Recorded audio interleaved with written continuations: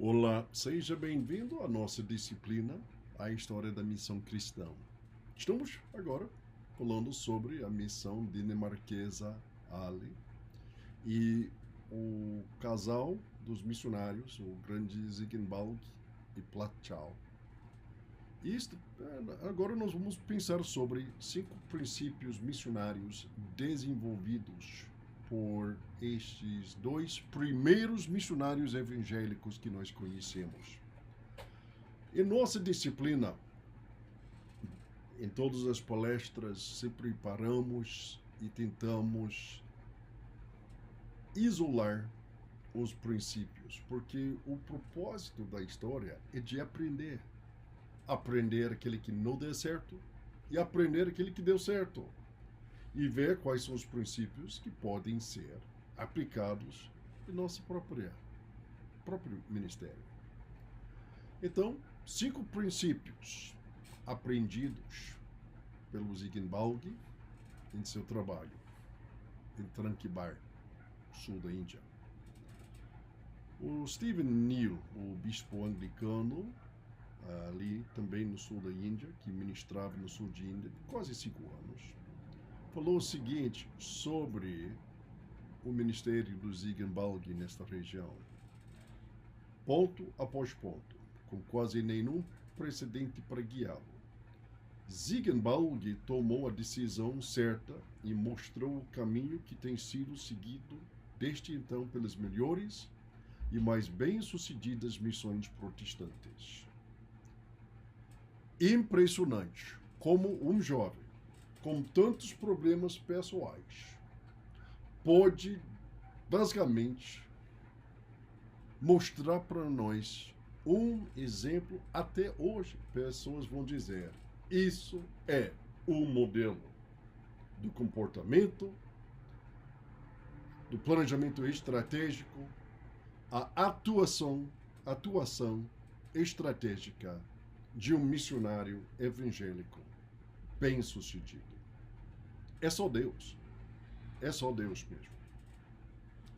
Stephen Neale reconhece 5 princípios que caracterizaram o esforço missionário do Zygmunt na seguinte forma. Princípio número 1. A igreja e a escola devem andar juntos, lado a lado. A educação vincula a propagação da fé cristã. As crianças precisam ser educadas para ler a palavra de Deus. Agora, eu vou retornar ao ponto que eu já falei, mas agora está na hora de mostrar para nós a aplicação para a nossa realidade brasileira. Certamente, de onde vem esta ideia que os batistas iam estabelecer colégios batistas como parte da sua estratégia missionária? Vem do exemplo do Zygmunt, Platchau e os luteranos pietistas no sul da Índia. E por esta razão muito bem clara. Porque pessoas precisam ser educadas para ler a palavra de Deus. Então, a igreja e uma escola religiosa devem andar juntos. Com esse objetivo, os 2 pietistas iniciaram escolas para os portugueses, os dinamarqueses e tamês, ou seja, o povo da Índia, um ano após a sua chegada. Eles também fundaram a primeira escola para as meninas na Índia, orfanatos e um seminário tamil, que em 1716 tinha 8 alunos treinados como professores e pastores nacionais. Eles acreditavam que era fundamental ensinar as escrituras às crianças antes que elas se tornassem resistentes às verdades espirituais. Com relação à conexão entre a igreja e a escola, o próprio Zygmunt, ele afirmou: todas as pessoas de bom senso sabem que O bem geral de qualquer país ou nação depende de um treinamento cristão e cuidadoso das crianças nas escolas, do devido cuidado e diligência nessa questão, produzindo governantes sábios no Estado, ministros fiéis do Evangelho na igreja e bons membros da comunidade nas famílias. Meus irmãos, há muita sabedoria que pode ser ouvido hoje em dia quando os batistas contemplam papel do Colégio Batistas, de uma faculdade batista, dentro da nossa visão missionária. Eu vou dizer, difícil para a gente ter uma explicação evangélica melhor do que este luterano alemão de mais de quase 300 anos atrás. Impressionante a sua análise, uma análise que ainda tem relevância para nós hoje em dia. Ponto número 2. Se os cristãos quiserem ler a palavra de Deus, essa palavra deve estar disponível para eles em seu próprio idioma. A tradução das Escrituras para o idioma nativo é importante. A palavra de Deus precisa estar disponível no vernáculo para construir uma igreja autóctone e facilitar uma abordagem não colonialista da missão. Durante a viagem para a Índia, os dois alemães estudaram dinamarquês sem perceber que o idioma comercial de Tranquebar era o português. Ao chegar, Ziegenbalg começou a aprender português, Plutchau tamil, mas depois eles trocaram, com Ziegenbalg estudando o idioma mais difícil, que seria tamil. Gente, como estrangeiro, para mim, o português é muito difícil. Dá muito trabalho para aprender português. Mas diante do tamil, é o idioma muito mais fácil. Imagine o desafio de aprender um idioma assim, igual tamil, idioma do sul da Índia.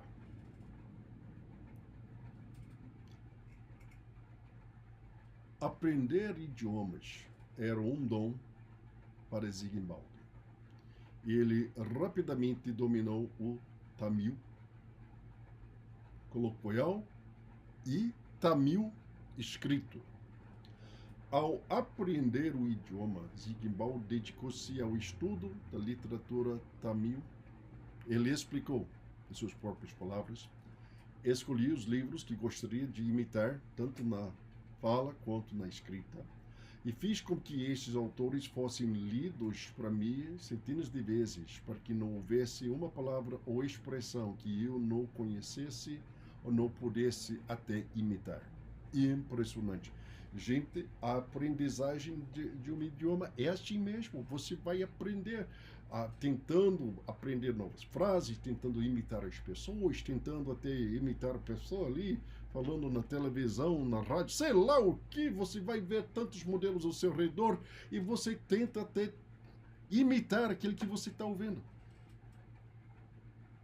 Ziegenbalg está falando a experiência de qualquer pessoa missionária hoje em dia. Mais uma lição impressionante, como este jovem, sozinho, foi capaz de ter tanta sabedoria.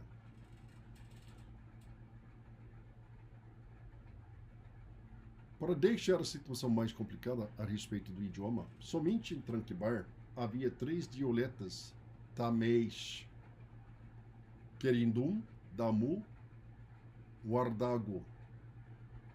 De modo que Ziegenbalg aprendeu Carandum e Damal contratando tutores, como o hindu de alta casta Elapar.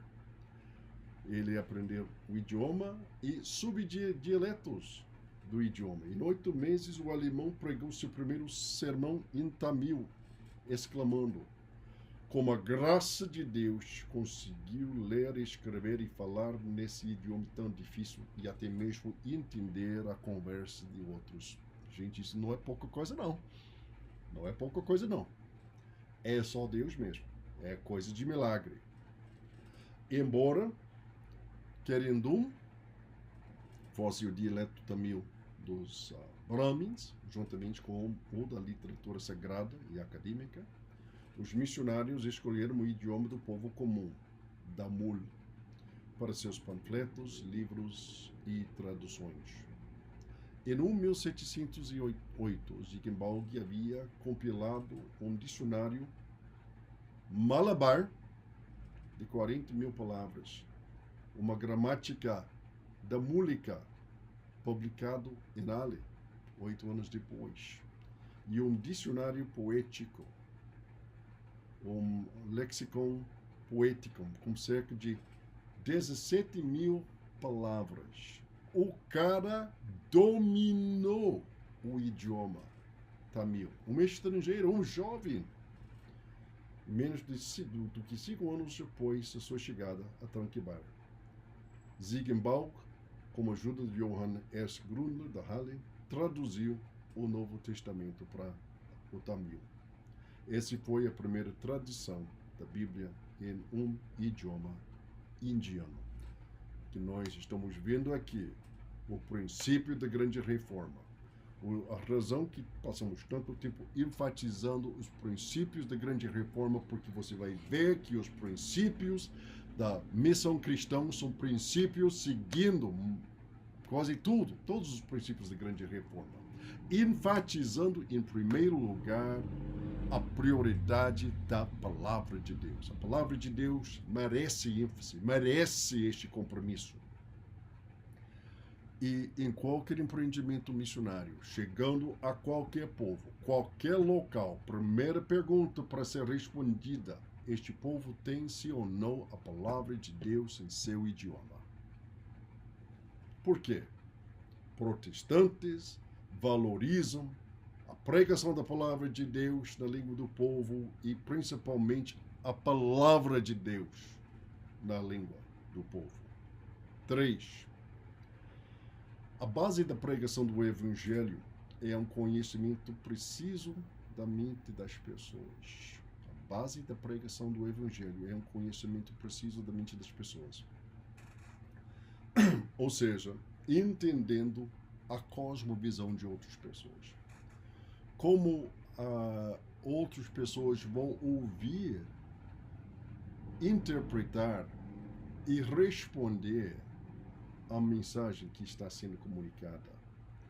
A compreensão da visão do mundo, a compreensão da cosmovisão das pessoas torna possível a disseminação do cristianismo. Os missionários precisam entender a cultura dos povos autóctones para compartilhar o Evangelho. Enquanto Zygmunt viajava pelo sul da Índia e compartilhava o Evangelho, ele estava sempre ciente da importância de entender os costumes das pessoas. Ele se propôs a estudar as crenças e os valores hindus, afirmando: dificilmente passa uma hora sem que eu tenha a oportunidade de falar com os pagãos no caminho, ao visitar vilarejos e cidades.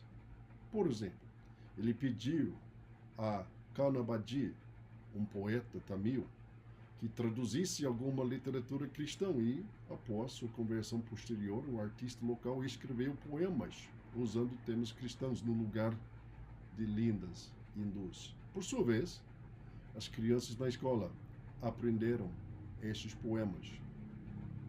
Educação servindo a missão de Cristo Jesus. Antropologia missionária servindo a missão cristã. O missionário de Ale escreveu suas descobertas culturais em várias monografias, como Deuses de Malabar, a genealogia de Malabar, Deuses, a segunda edição é escrito em 1713. Ao receber esse material na Alemanha, o próprio Frank escreveu a Zygmunt objetando que tais estudos não deveriam ser considerados, já que os missionários foram enviados para extirpar o paganismo e não para espalhar bobagens pagãs na Europa. Assim, o diretor da Halle deliberadamente escondeu as etnografias nos arquivos da universidade. Isso foi um erro da parte do Frank, porque o Ziegenbalg não estava fazendo propaganda em favor dessas religiões da Índia. Ele estava mostrando domínio e compreensão. Para a gente evangelizar outras pessoas, tem que entender o cosmovisão, tem que entender as religiões que o povo aceita, tem que entender as perspectivas de pessoas.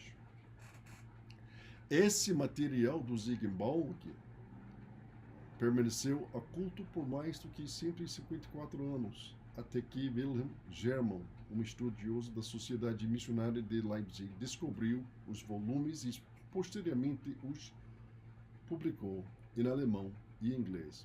Além disso, o pietista luterano traduziu hinos usando melodias europeias e tamalianas para adoração cooperativa e para instruir as crianças no catequismo. Publicado em 1715, o primeiro inário de Ziegenbalg continha 48 hinos. Ziegenbalg criticou publicamente alguns membros da casta Brahmin por sua desconsideração como as castas inferiores da sociedade hindu. No entanto, seu impressionante conhecimento do hinduísmo, sua grande consideração pelos hindus como seres humanos, o desejo de preservar a integridade da língua e da cultura tamil, conforme ele apresentava o cristianismo, e a ausência de atitudes racistas, juntamente com seu repúdio ao racismo de outros europeus em relação aos indianos, lhe renderam a respeito de muitos hindus. Ponto 4. O objetivo da obra missionária deve ser a conversão definitiva e pessoal. Gente, estes dois missionários pietistas fizeram muito ação social, muito trabalho na área de educação, muita coisa de altíssima qualidade para ajudar pessoas. Mas eles nunca perderam o objetivo principal. O objetivo da missão cristã deve ser a conversão definitiva e pessoal das pessoas. A difusão do cristianismo deve se concentrar nos indivíduos e não nos movimentos de massa. Pessoas precisam nascer de novo. Isso é fundamental. Os missionários de Halle evitavam conversões em massa e oravam pela transformação individual das pessoas. Eles tentaram trabalhar não apenas com os povos indígenas, mas também com os habitantes alemães e portugueses empregados pela monarquia dinamarquesa. E os convidaram para um culto especialmente para eles na igreja dinamarquesa local. Nos primeiros meses, os escravos da colônia se reuniam para receber instrução religiosa sobre os fundamentos da fé cristã por 2 horas todos os dias. Um ano após sua chegada, os missionários alemães, depois de examinarem publicamente 5 escravos sobre as regras da fé cristã, batizaram-nos e construíram a igreja de Jerusalém para realizar os cultos no Tamil.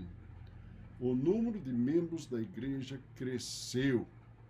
O prédio da igreja, erguido no 1707, rapidamente se tornou pequeno demais.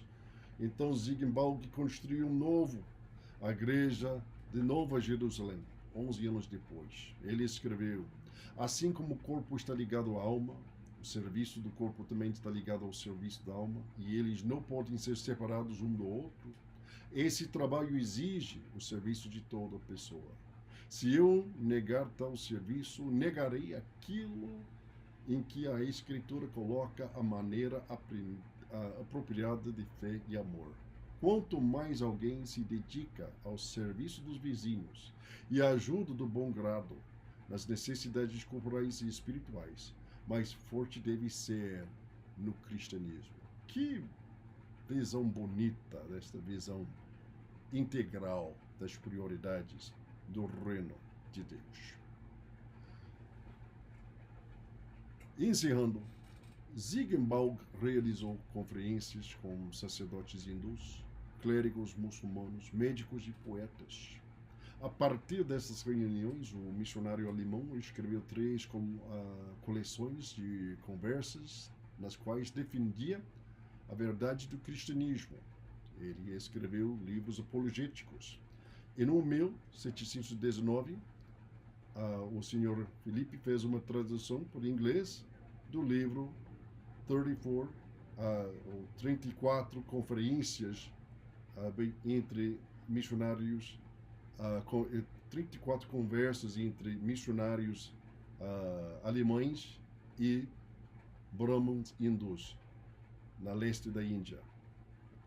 Então, isso foi publicado nas Índias Orientais a respeito deste trabalho evangelístico que estava sendo feito pelos missionários indianos. Essa obra era um relato das discussões religiosas dos missionários luteranos alemães em Tranquebar com os hindus. Os pietistas fundaram estações missionárias em outras cidades, Srirangam, Tanjore, Mandura, Kanchi, Chindabram, Tirupati, e enquanto viajavam estabeleceram contatos com os brahmanes e mantiveram 54 conversas com eles durante este período. De 1715 em diante, a Universidade de Halle publicou um registro dessas conversas evangelísticas dos missionários com os líderes hindus. Além disso, um grupo seleto de brahmins e não-brahmins hindus recebeu um grande número de cartas com diferentes perguntas. Os missionários traduziram as respostas a estas perguntas para o alemão e encaminharam para Halle. Antes de passarmos o nosso último princípio transcultural, a seguinte noção precisa ser destacada. Cada fase dessas conversas, desses diálogos evangelísticos entre Ziegenbalg e líderes hindus, revela que, apesar de suas incansáveis tentativas de encontrar hindus em seu próprio nível, a proclamação intransigente da graça salvadora gratuita de Deus em Jesus Cristo era o coração e o centro do seu evangelismo e precisa ser também para nós. Quando nós retornarmos, nós vamos encerrar tocando estes 5 princípios. Que Deus te abençoe e até nossa próxima conversa.